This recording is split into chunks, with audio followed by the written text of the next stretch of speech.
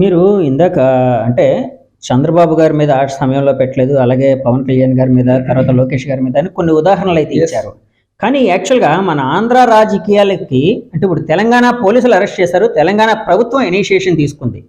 ఇందాక రేవంత్ రెడ్డి గారు ఢిల్లీలో మీడియా వారితో మాట్లాడుతూ ఒక మాట అన్నారు. అంటే తెలంగాణ ముఖ్యమంత్రి రేవంత్ రెడ్డి గారు.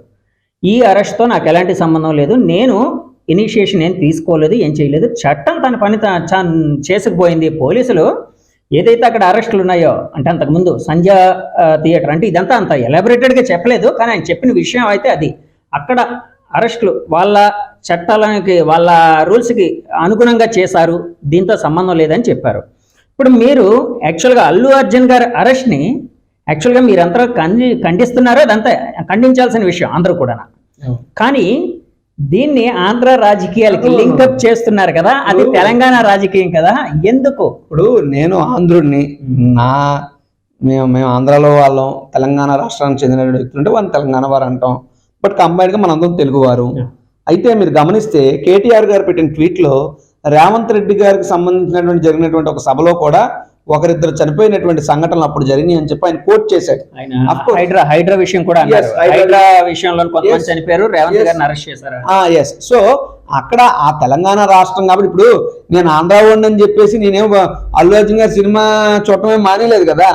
అదే చెప్తున్నాను, అల్లు అర్జున్ గారు is nowhere connected with politics of the regions irrespective of caste, creed, religion and sex. Allu Arjun is a national wide iconic star. ఆయన గురించి మాట్లాడుతున్నప్పుడు ఇక్కడ జరిగినటువంటి కేసు లాస్ ని ఎగ్జాంపుల్ గా కోట్ చేశాను. నా ఉద్దేశం అప్పుడు చంద్రబాబుని అరెస్ట్ చేయాలి, ఆ పవన్ కళ్యాణ్ లోకేష్ ని అరెస్ట్ చేయాలని కాదు. వాళ్ళ అరెస్ట్ జరగలేనప్పుడు ఈయన అరెస్ట్ కూడా జరగకూడదు కదా. ఒకవేళ ఈయన అరెస్ట్ జరిగితే అది జరగాలి కదా. Then this is happening, why not that అని చెప్పి నా ప్రశ్న తప్పితే ఇదంతా కూడా ఒక ఆలోచన రేకెత్తిస్తుంది. దీన్ని రాజకీయ కోణంలో మాట్లాడటం అనే ఉద్దేశం అది ముమ్మాటికి కాదు. బట్ అల్లు అర్జున్ గారికి జరిగింది మాత్రం అన్యాయం అని చెప్పడం నా ఉద్దేశం. మీరు రాజకీయ కోణంలో మాట్లాడడం మీ ఉద్దేశం కాదంటున్నా కూడా బయట వినిపిస్తున్న విషయం ఏంటంటే అండి, యాక్చువల్గా వైసీపీ అల్లు అర్జున్ గారిని ఓన్ చేసుకుంటూ ఉంది తమ అభిమానిగా లేకపోతే తమ సపోర్టర్గా. ఎందుకంటే ఈ మధ్య పుష్ప 2 రిలీజ్ విషయంలోని కొన్ని చోట్ల ఫ్లెక్సీల్లో అల్లు అర్జున్ గారితో పాటు మీ ఎక్స్ సీఎం గారు, మీ నాయకుడు అధినాయకుడు జగన్ గారి ఫోటోలు కూడా పెట్టడం ఇవన్నీ జరిగాయి. సో ఆయన కంగ్రాచులేట్ చేస్తూ ఇలాగా. సో చాలామంది అంటే వైసీపీ వారు అల్లు అర్జున్ని తమవాడుగా అనుకుంటున్నారు అని బయట అయితే వినిపిస్తుంది. అలాంటిది ఏమైనా ఉందంటారా? అంటే మీకు ఒకటి అంటే అలాంటిది ఏమైనా ఉండబట్టే మీరు ఇలా స్పందిస్తున్నారా? ఇప్పుడు శిల్పా రవిచంద్ర కిషోర్ రెడ్డి గారు అని చెప్పి మా నాయకులు నంద్యాలకు సంబంధించిన శిల్పా రవి గారితో కూడా నాకు అత్యంత సన్నిహిత సంబంధాలు ఉన్నాయి. శిల్పా రవి గారు అల్లు అర్జున్ గారు ఫ్యామిలీ ఫ్రెండ్స్, లైక్ వాళ్ళ మిసెస్ వాళ్ళు, అది వాళ్ళ స్నేహబంధానికి ప్రతిరూపం, రాజకీయానికి కాదు. కాదండి, నేను అంటుంది అది కాదు. అంటే అల్లు అర్జున్ గారికి రాజకీయాలతో సంబంధం లేదు. కానీ వైసీపీ నాయకులు అల్లు అర్జున్ గారిని తమ వాడిగా ఓన్ చేసుకుంటున్నారా అని. ఓన్ చేసుకోవడం కాదు.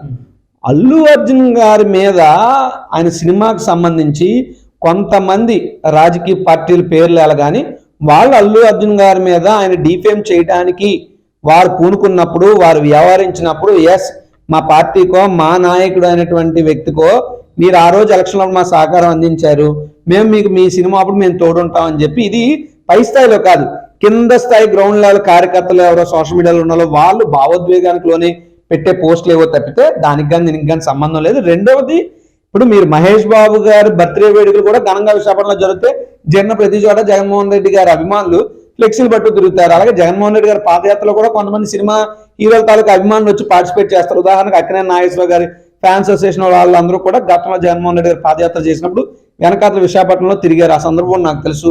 బట్ డెఫినెట్ గా ఏదైనా ఒకటే చెప్తున్నాం, చట్టం ముందు అందరూ సమానలే, చట్టం ఎవరికి చుట్టం కాదని చెప్పి ఇంకోసారి ఈ ఘటనతో పునరావృతం అయ్యింది.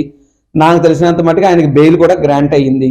సో రేపో మాపో అల్లు అర్జున్ గారు రిలీజ్ అవుతారని చెప్పి నేనైతే నమ్ముతున్నా. రేవంత్ రెడ్డి గారు ఇలా చేయకుండా ఉండాల్సిందని మీరు అన్నారు. ఇప్పుడు అంటే మీ ఉద్దేశం రేవంత్ రెడ్డి గారి ప్రభుత్వం ఈ అరెస్ట్ వెనక ఉందనా? రేవంత్ రెడ్డి గారు is the captain of the ship of the government కదా. ఇప్పుడు తెలంగాణ అనేటువంటిది ఒక యుద్ధ నౌక అనుకోండి, ఒక పరిపాలించే నౌక అనుకుంటే ఆ నౌకకి షిప్ కెప్టెన్ ఎవరు? రేవంత్ రెడ్డి గారే. సో ఆ నౌక బాగా శైలి ముందుకెళ్ళినా దాని క్రెడిట్ రేవంత్ రెడ్డి గారిదే. ఆ నౌక దేనన్నా ఢీ కొట్టుకుని మునిగిపోయినా దాని క్రెడిట్ రేవంత్ రెడ్డి గారిదే. తప్పైనా ఒప్పైనా సరే బాధ్యతగా వహించవలసినటువంటి పెద్దన్న పాత్రలో ఉన్నది రేవంత్ రెడ్డి గారు. కాబట్టి పోలీస్ అధికారులు ఏం చేసినా అల్టిమేట్ గా వాళ్ళకి who is the boss of the police department? Revanth Reddy గారు is the chief minister. So obvious గా అల్లు అర్జున్ గారు అరెస్ట్ అనేటువంటి అంశం ఖచ్చితంగా రేవంత్ రెడ్డి గారి ఖాతాలోకి ఆయన జోబులోకి ఉంది. అంటే ఫర్ ఎగ్జాంపుల్ మీరు అన్నదే నిజం అంటే ఒకవేళ ఏకీభవించాల్సి వస్తే రేవంత్ రెడ్డి గారికి అల్లు అర్జున్ గారి మీద ఎందుకు కోపం ఉంటుంది? కోపమే ఉండే అవకాశం లేదు కదా, ఎందుకంటే ఎలాంటి విభేదాలు లేవు ఆయనకి వాళ్ళతోని. ఇప్పుడు బీఆర్ఎస్ నాయకులు అలా ఆరోపించారు అంటే ఎందుకంటే వాళ్ళ ప్రతిపక్షం కాబట్టి వాళ్ళు ఆరోపించారు అనుకోవచ్చు. మీరు ఆరోపిస్తున్నారు కదా, ఏ విధంగా ఉండే అవకాశం? నేను ఆరోపించట్లేదు, నేను వాస్తవం. ఇప్పుడు రేవంత్ రెడ్డి గారు కక్ష పెట్టుకుని అల్లు అర్జున్ గారిని లోపల ఏం చేశారు లేదా అరెస్ట్ చేయించారంటే అది ఆరోపణ. రేవంత్ రెడ్డి గారు అధినాయకుడిగా ఉన్నటువంటి ముఖ్యమంత్రి ప్రభుత్వంలో పనిచేస్తున్నటువంటి పోలీసు అధికారులు చట్ట ప్రకారంగా వారు వచ్చి అల్లు అర్జున్ గారి మీద కఠినమైనటువంటి సెక్షన్లు పెట్టి ఆయన హుటాహుటిన అరెస్ట్ చేసి, అది కూడా అరెస్ట్ చేసిన తీరు అత్యంత జుగుప్సాకరంగా, అత్యంత అవమానకరంగా బెడ్రూమ్లలో కూడా దూరి వ్యవహరించారు అని అంటే వాళ్ళకి ఏ రకమైనటువంటి బ్యాక్ అండ్ సపోర్ట్ ఉందా అన్నటువంటి అనుమానం కలుగుతుంది. ఈ రోజు ఇంకోళ్ళు ఎవరో చేశారండి తప్ప వెళ్ళి అలాగ అరెస్ట్ చేయమని చట్టం తన పని తాను చేసుకెళ్తే నాకు ఏ ప్రమేయం లేదు, నాకేం తెలియదు అంటే మీరు you are the responsible authority of the state. So ఆయన నుండి ఆ రకమైనటువంటి స్టేట్మెంట్ పబ్లిక్ ఎక్స్పెక్ట్ చేయలేదు. అదే సార్, ఇప్పుడు మీరు లాయర్, అడ్వకేట్ గా మీరు ఉన్నారు అంటే ప్రాక్టీస్ కూడా చేస్తున్నారు లేదా నాకైతే చేస్తున్నారు కదా. సో అల్లు అర్జున్ గారి మీద ఇందాక పెట్టిన కేసులు 10 ఏళ్లకు పైగా జైలు శిక్ష పడే సెక్షన్లు పెట్టారని అన్నారు కదా, ఏంటండి ఏ సెక్షన్లు అవి? అంటే భారత న్యాయ సంవిధానం ప్రకారం 118 సెక్షన్ పెట్టడం జరిగింది. దానికైతే శిక్ష 10 ఏళ్ళు పైబడి ఉంటది. దాంతోపాటు మరో 2 సెక్షన్లు పెట్టారు. వాటికైతే 5 ఏళ్ళ నుంచి 10 ఏళ్ళు శిక్ష పడే సెక్షన్లు పెట్టడం జరిగింది. ఇంత ముందంటే ఐపీసీ ఉండేది, ఇప్పుడు దాన్ని భారత న్యాయ సంవిధానంగా మార్చడం, ఆ తర్వాత నమోదైనటువంటి ఎఫ్ఐఆర్లకి భారత న్యాయ సంవిధానం అనేటువంటిది వర్తిస్తుంది. అంతకు ముందు జరిగినటువంటి సంఘటనలకి పాత చట్టం ఏదైతే ఉందో అది వర్తిస్తుంది. సో దీని ప్రకారం చూస్తే ఖచ్చితంగా ఒక సివియర్ సెక్షన్స్ అవి. ఒక రకంగా చెప్పాలి నాన్ బెయిలబుల్ సెక్షన్. జనరల్గా ఇటువంటి సెక్షన్స్లో ఏమన్నా అయితే 7 ఏళ్ల కన్నా జైలు శిక్ష తక్కువ పడేటటువంటి సెక్షన్లు పెడితే దానికి స్టేషన్ బెయిల్ 41A నోటీస్ ఇచ్చి సదరు అక్యూజ్డ్ని పంపించేస్తారు, బెయిల్ ఇచ్చి, స్టేషన్ బెయిల్ ఇచ్చి. అంతకన్నా ఎక్కువ శిక్ష పడే సెక్షన్లు పెడితే దానికి ఖచ్చితంగా రిమాండ్ చేస్తారు. రిమాండ్ అనంతరం కోర్టులో బెయిల్ అప్లై చేసుకోవాల్సినటువంటి పరిస్థితి ఉంటుంది.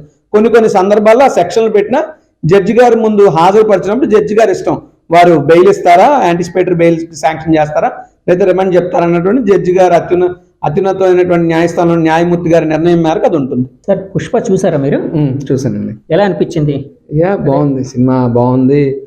అందులో ఆ జాతర సీన్ దగ్గర ఆయన యాక్టింగ్ సూపర్, చాలా బాగా చేశారు acting. Pushpa 2 Pushpa 2 the rule. Allu Arjun గారికి ఏం సంబంధం? ఇప్పుడు ఆయన ఒక హీరోగా వచ్చాడు అంటే అక్కడ ఉండే సెక్యూరిటీ అంతా అక్కడ యాజమాన్యం లేకపోతే పోలీస్ ఫోర్స్ ఇలాంటి వాళ్ళు కదా చూసుకుంటారు. మా హీరో ఇంటెన్షనల్గా చేసింది ఏముంది ఇందులోని, ఆయన మామూలుగా వచ్చాడు, అనుకోకుండా జరిగిన యాక్సిడెంట్ ఇది అని అంటూ ఉన్నారు. దీన్ని ఒక అంటే పొలిటీషియన్గా పక్కన పెట్టేస్తే, పొలిటీషియన్గా కాకుండా ఒక కామన్ పబ్లిక్గా మీరు చూడాల్సి వస్తే ఏ విధంగా అనుకుంటున్నారు మీరు? Sir, as a common man, ఒక కామన్ పబ్లిక్గా ఆలోచిస్తే పోలీసుల వైఫల్యం ఉందా, యాజమాన్యం సరిగ్గా పట్టించుకోలేదా అన్న అనుమానాలు కలుగుతాయి. అదేవిధంగా సినిమాలకి ఎస్పెషల్లీ సినిమా డే 1 వెళ్ళటం ఒక ఎత్తు అయితే, బెనిఫిట్ షోలు లేదా రిలీజులు ఇటువంటి వాటికి వెళ్ళేటప్పుడు మనం కూడా వ్యక్తిగతంగా చాలా జాగ్రత్తలు తీసుకుంటాం. ఈరోజు అల్లు అర్జున్ గారైనా, యాజమాన్యం అయినా, పోలీసు వారైనా, మీరైనా, నేనైనా మనం తల కింద పెట్టి కాళ్ళు పైకెట్టి తపస్సు చేసినా సరే మనం ఆ ప్రాణాన్ని తీసుకురాగలమా? ఆ బాల్యంలో ఉన్నటువంటి బాబుకి ఆ తల్లి తాలూకా ఆప్యాయతను మనం అందించగలమా? లేదు కదా. సో ఒక ప్రాణం పోవటం అంటే ఒకరి జీవితం మొత్తం నాశనం అవటమే, నో డౌట్. సో ఇంత బాధాకరమైనటువంటి సంఘటన కారకులు ఎవరు అనేటటువంటిది ఒకటైతే ఆ పరిస్థితులు ఏంటనేటువంటివి కూడా మనం ఆలోచించాలి. సో అటువంటి కోణంలో రకరకాల వాదనలు వినిపిస్తున్నాయి. ఈరోజు తప్పు జరిగిన తర్వాత ఎవరు వాళ్ళ మీద ఇది మా వల్ల తప్పు జరిగిందని ఒప్పుకునే పరిస్థితులు నేటి సమాజంలో లేవు. ఒకవేళ నన్ను చూపిస్తే నేను ఇంకోరిని చూపిస్తే, వాళ్ళు ఇంకోరిని చూపిస్తే, this round and circle goes on. కాబట్టి ఏంటంటే ఇప్పటి నుండైనా ముఖ్యంగా మన తెలుగువారు, మన తెలుగు ప్రేక్షకులు థియేటర్లకో సినిమాలకో వెళ్ళేటప్పుడు చాలా జాగ్రత్తలు పాటించాలి.